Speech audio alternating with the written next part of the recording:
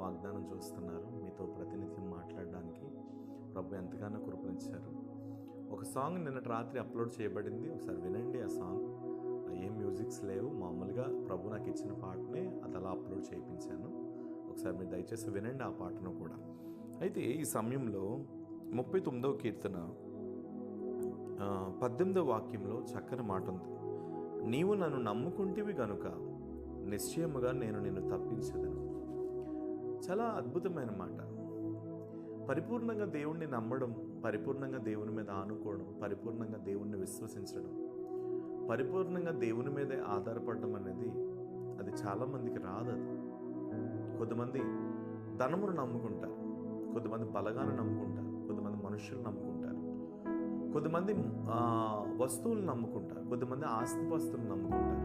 కానీ ఈవేళ మనం పరిపూర్ణంగా దేవుణ్ణి నమ్ముకుంటే మాత్రం మనం ఎలాంటి పరిస్థితుల్లో ఉన్న దేవుడు మనల్ని తప్పించుటకు సిద్ధముగా ఉన్న దేవుడై ఉన్నాడు. ఆయన నమ్ముకోవడం అనేది నీ జీవితంలో ఫస్ట్ ప్రయారిటీగా నువ్వు పెట్టుకోవాలి. వారు నన్ను చూస్తారు, వీరు నన్ను చూస్తారు, వారి దగ్గరికి నేను వెళ్తాను, వీరు నన్ను ప్రేమిస్తారు, వారు నన్ను ప్రేమిస్తారు, వీరు నన్ను బాగా చూసుకుంటారు. భూమి మీద ఏ యొక్క మనిషి యొక్క ఊపిరి శాశ్వతం కాదండి. దేవుని వాక్యం సెలవిస్తుంది, మనిషి ఊపిరి ఆవిరి వంటిది అన్నాడు దేవుడు. అంటే రైస్ ఉడుకుతున్నప్పుడు అందు మీద మూత తీసినప్పుడు ఆవిరి ఎలా అయితే అలా వెళ్ళిపోతుందో మనిషి ప్రాణం కూడా అంతే. కాబట్టి మనుషులు నమ్ముకోవడం కాదు, కానీ పరిపూర్ణంగా దేవుణ్ణి నమ్ముకోవడం అనేది మనం నేర్చుకోవాలి. ఈ మాట ఎవరితో చెప్తున్నాడంటే ఎబెద్మెలెకు అనేటువంటి ఒక షండుడితో, ఒక ఉన్నతమైనటువంటి అధికారం కలిగిన ఒక వ్యక్తితో దేవుడు సెలవిస్తున్నాడు.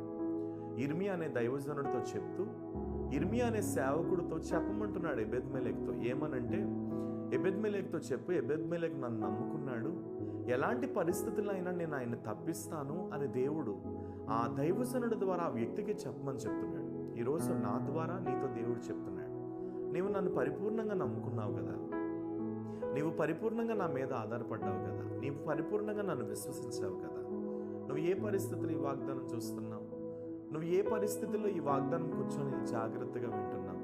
ఒకవేళ నీ పిల్లలను బట్టి, నీ కుటుంబాన్ని బట్టి, నీ భర్తను బట్టి, నీ భార్యను బట్టి, నీ ఇంటి పరిస్థితులను బట్టి నువ్వు అలా ఎదురు చూస్తున్నావా? అయితే నువ్వు దేవుణ్ణి నమ్మావు నాన్న, నువ్వు దేవుణ్ణి నమ్ముకున్నావు. నా దేవుడు నాకు ఉన్నాడులే అని అందరికీ నువ్వు జవాబు చెప్పావు. నా దేవుడు నా పక్షంగా ఉన్నాడులే అని అందరికీ నువ్వు ఆన్సర్ చేశావు. సో నువ్వు చేసిన ఆన్సర్ని బట్టి తప్పనిసరిగా దేవుడు నిన్ను తప్పిస్తానంటున్నాడు. సో ఇప్పుడు ఈరోజు నీకున్న స్థితిని బట్టి పరిపూర్ణంగా దేవుడిని నమ్ము. ఎందరో అంటారు, ఏం చేస్తాడు దేవుడు, నీకు దేవుడు చేస్తే ఎందుకు నువ్వు ఇలా ఉంటావు అని అందరూ ఎన్నో అంటారు. వేటిని నువ్వు పట్టించుకోవద్దు, ఎందుకంటే మన దేవుడు అన్యాయస్తుడు కాడు అని వాక్యం చెప్తుంది. అందుకని దీనికి నువ్వు చేయవలసిన పని ఏంటంటే, లూకాసు వార్త 18వ అధ్యాయంలో చక్కని మాటను సెలవిస్తున్నాడు. ఏమని సెలవిస్తున్నాడు? 18లో 7వ వాక్యంలో, దేవుడు తాను ఏర్పరచుకున్న వారు దివారాత్రుడు తన్ను గూర్చి మొర్రపెట్టుచుండగా వారికి మొర్రపెట్టుకొనిచుండగా వారికి న్యాయం తీర్చడా అంటున్నాడు. మీరందరూ దేవుని ఏర్పాటులో ఉన్నారు. ఈ మాటలు వింటున్న మీరందరూ కూడా దేవుడు మిమ్మల్ని ఏర్పరచుకున్నాడు. మీ ఇంటిని, మీ పిల్లలు, మీ ఊర్లో మీ ఇల్లును దేవుడు కోరుకున్నాడు. ఆ ఊరిలో నిన్ను దేవుడు కోరుకున్నప్పుడు నువ్వు దేవుని ఏర్పాటులో ఉన్నావు. దేవుని ఏర్పాటులో ఉన్న నువ్వు దేవుని మీద అవిశ్వాసంతో బ్రతకడం ఎంతవరకు కరెక్ట్? అది ఒకసారి నువ్వే ఆలోచించు. దేవుని ఏర్పాటులో ఉన్న నువ్వు దేవుని మీద అపనమ్మకంతో బ్రతకడం అది ఎంతవరకు కరెక్ట్ అని నేను మిమ్మల్ని అడుగుతున్నాను. అది ఎంతవరకు కరెక్ట్? ఇప్పుడు అమ్మను నమ్ముకొని ఇంట్లో ఉంటున్నావు, నాన్నను నమ్ముకొని ఇంట్లో ఉంటున్నావు, కుటుంబాలని నమ్ముకొని, అంటే మన కుటుంబంలో ఉన్న వ్యక్తులు మారిపోతారని మనం అనగలమా? మన కుటుంబంలో ఉన్న వ్యక్తులు మారిపోయారని వారి ముఖం మీద మనం అనలేమే. యోబు జీవితాన్ని చూడండి. తన జీవితంలో ఎంత భయంకరమైన అన్యాయం చేసినా తన నోటితో దేవుడు అన్యాయం చేసినని చెప్పలేదంట. సో మనం దేవుని ఏర్పాటులో ఉన్నప్పుడు నా కొడుకుని ఎప్పుడు దీవిస్తాడు, నా పిల్లల్ని ఎప్పుడు ఆశీర్వదిస్తాడు, నా కుటుంబాన్ని ఎప్పుడు దీవిస్తాడు అని ఈ మాటలు మనం పలుకుట కంటే మనం తెలుసుకోవాల్సినటువంటి ప్రాముఖ్యమైన విషయం ఏంటంటే, మీరు దేవుని ఏర్పాటులో ఉన్నారు కాబట్టి రాత్రింబగళ్ళు మీరు దేవునికి మొర్ర పెడితే మాత్రం మీకు తప్పనిసరిగా దేవుడు న్యాయం చేస్తాడు. అంటే ఎక్కువ ప్రార్థన చేయాలి, మీరు ఇంట్లో ఎక్కువ ప్రేయర్ చేయాలి. హిజ్కియా కన్నీరు కాచి ప్రార్థన చేసినప్పుడు దేవుడు తన కన్నీరు చూచి ఆయుష్ని ఎలా పొడిగించాడో మన జీవితంలో కూడా దేవుడు అట్టి బలమైన అద్భుతమును దేవుడు చేయబోతున్నాడు. కాబట్టి ఈవేళ మీ అందరితో ప్రభు మాట్లాడుతున్నారు. దివారాత్రులు కానీ మీరు మొర్ర పెడితే మాత్రం తప్పనిసరిగా మీకు న్యాయం చేస్తాడు. సో అలా మీరు ఎప్పుడైతే దేవుని కార్యాలు పొందుకుంటూ ఉంటున్నారో ఆటోమేటిక్గా మీ జీవితం పైకి వెళ్తూ ఉంటుంది.